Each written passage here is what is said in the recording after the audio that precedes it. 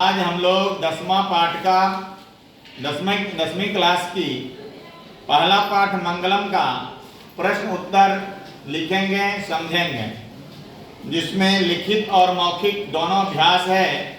तो पहले मैं अभ्यास मौखिक का उत्तर आपको मैं इसमें बोर्ड पे लिख रहा हूं। जैसे इसमें है, पहला प्रश्न है, एक पदेन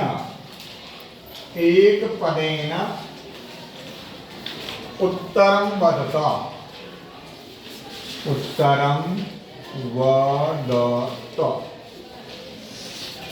अब इसमें है, पहला प्रश्न है क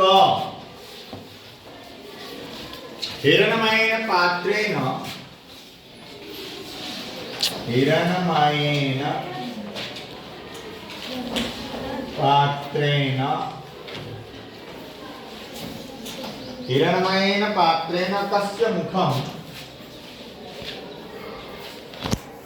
कस्य मुखम अपिहितम।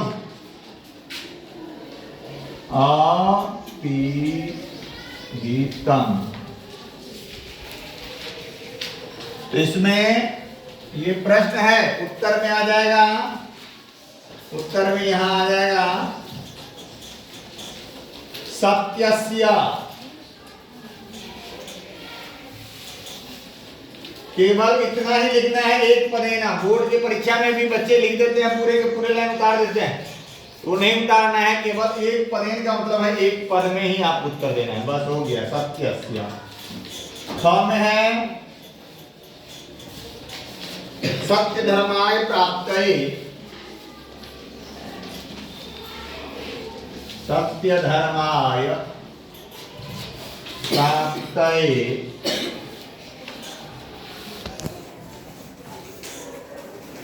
किम अपावृणु।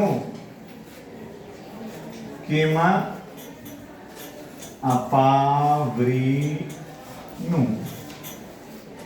इसका उत्तर है हिरणमयेन।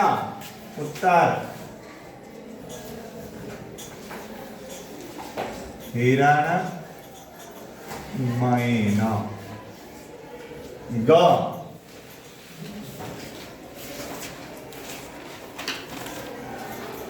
ग है ब्रह्मणः मुखं तेन आच्छादितम् अस्ति। ब्रह्मणः मुखं केन आच्छादितम् अस्ति।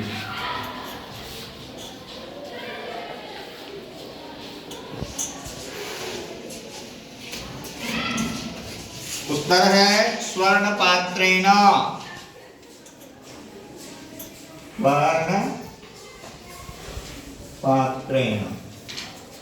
फिर है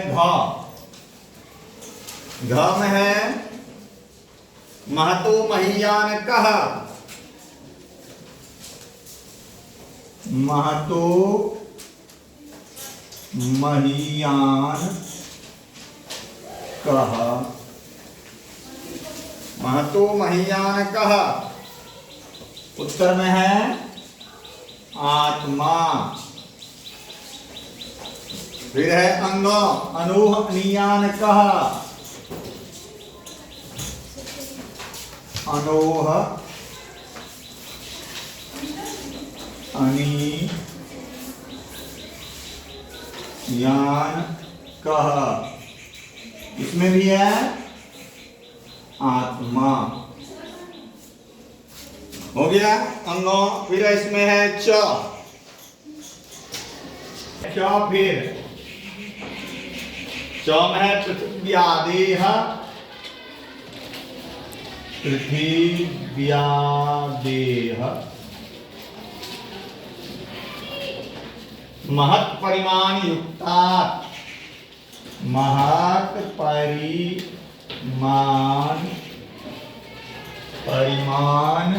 युक्तात्।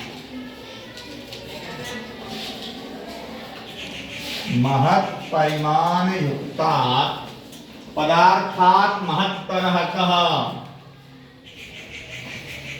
पदार्था महत्तरः स। उत्तर में फिर है आत्मा। स कीदृशः पुरुषः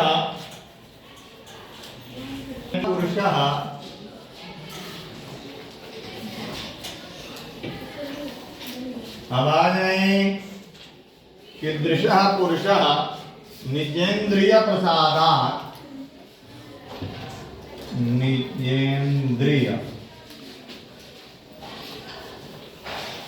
प्रसादात्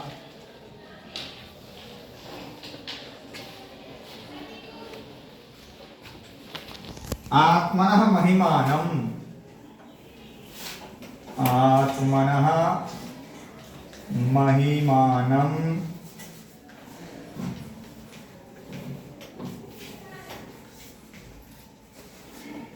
पश्यति शोक रहितश्च। बहुत लंबी प्रश्न है ये। पश्यति शोक रहितश्च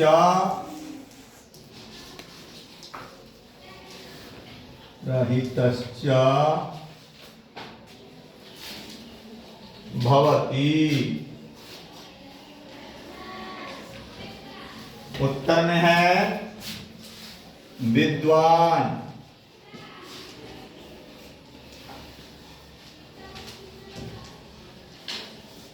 फिर है ज किम जयम प्राप्नोति। जयम प्राप्नोति।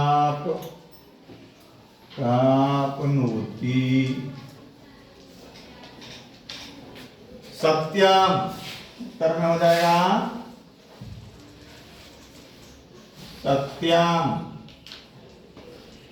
सत्यम जयम प्राप्नोति। फिर है झ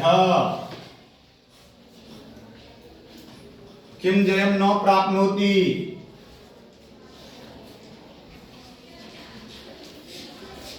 न प्राप्नोति। उत्तर में है असत्यम। आपके पुस्तक में लिखा है नामृतम। तो ये दोनों एक ही है पर्यायवाची। फिर है य नीचे आ रहा है का है काह नाम रूपंच।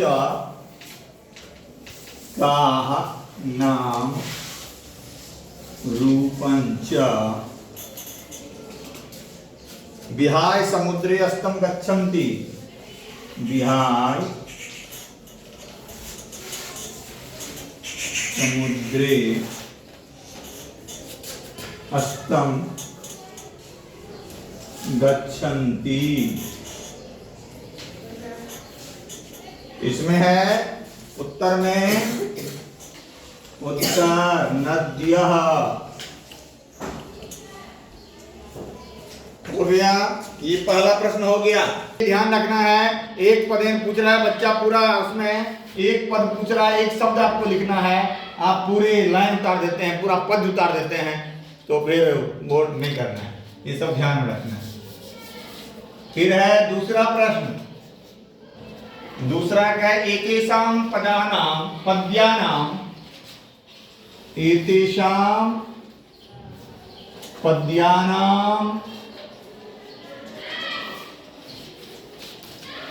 प्रथम चरणं मौखिक रूपेण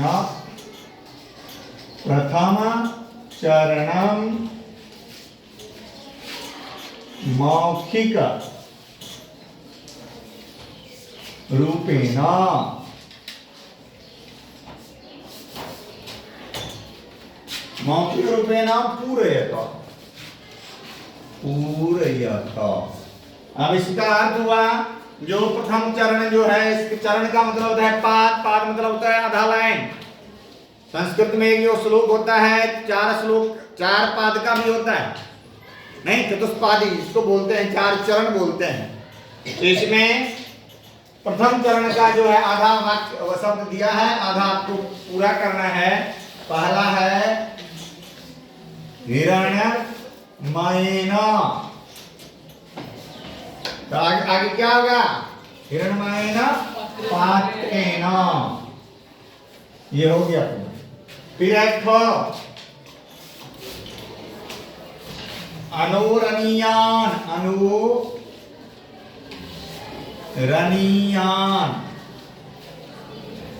आगे हो जाएगा महतो महीयान।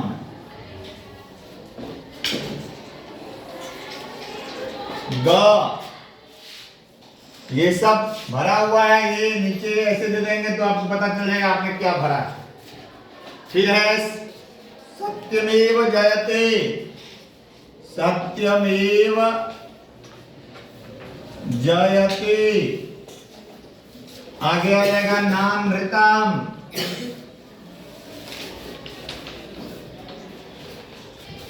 फिर है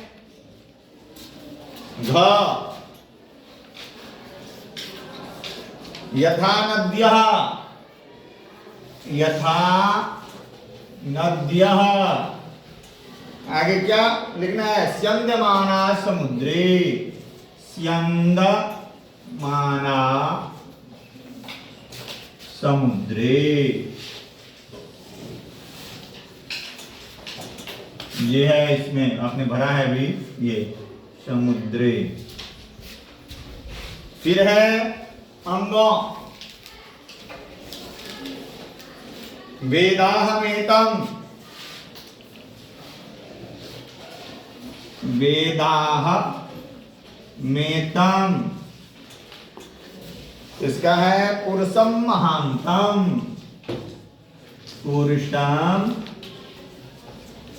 महांतम। ये दूसरा प्रश्न है मौखिक का। अब पुनः तीसरा प्रश्न में आप लिखेंगे, एतेषां है अपिहितम, अपिहितम, इसका अर्थ लिखना है, शब्द है ये, और यहां अर्थ।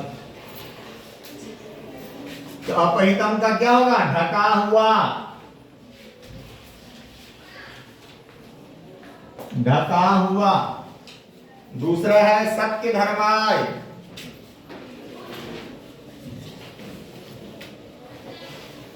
सत्य धर्माय, इसका अर्थ है सत्य धर्म के लिए, सत्य के लिए।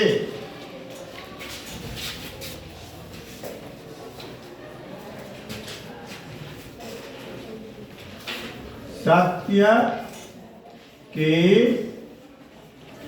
लिए। तीसरा है अनुरणीयान, अनुरणीयान,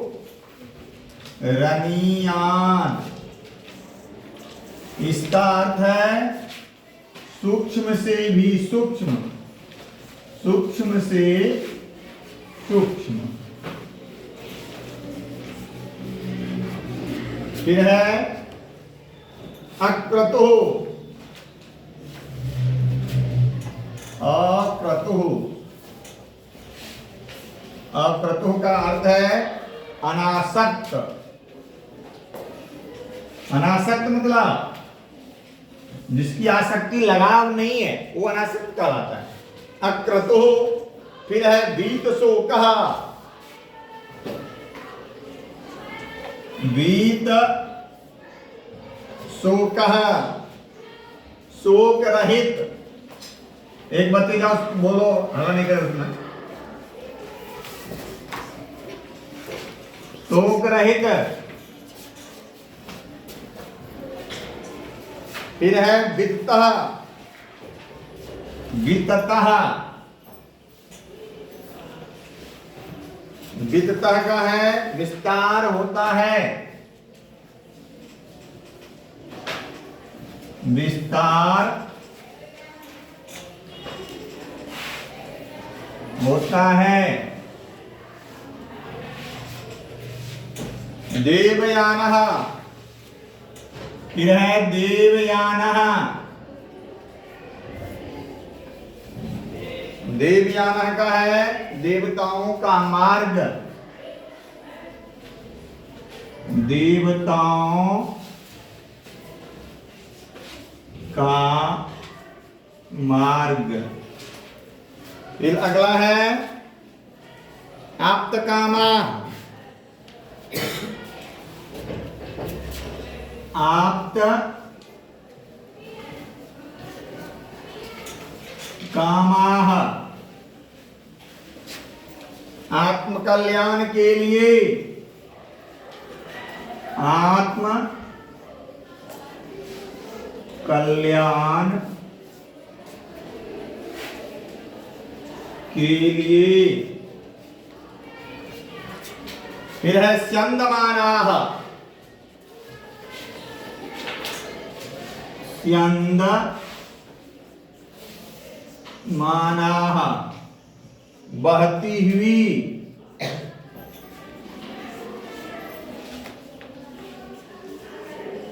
बहती हुई।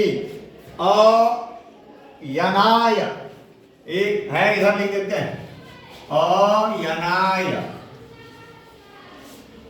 इसका है अन्य, अन्य के अतिरिक्त, अन्य के अतिरिक्त। ये हो गया तीसरा प्रश्न। अब है चौथा प्रश्न में, मौखिक वाले में स्वस्मृत्या, स्वस्मृत्या के कामचित संस्कृत प्रार्थना श्रावयत, कोई संस्कृत में प्रार्थना आप सुनाएं। तो ये चीज आप श्लोक को कम से कम याद करके, आप एक दो सुना चुके हैं, फिर याद करके और लाएंगे। फिर है लिखित अभ्यास। लिखित अभ्यास में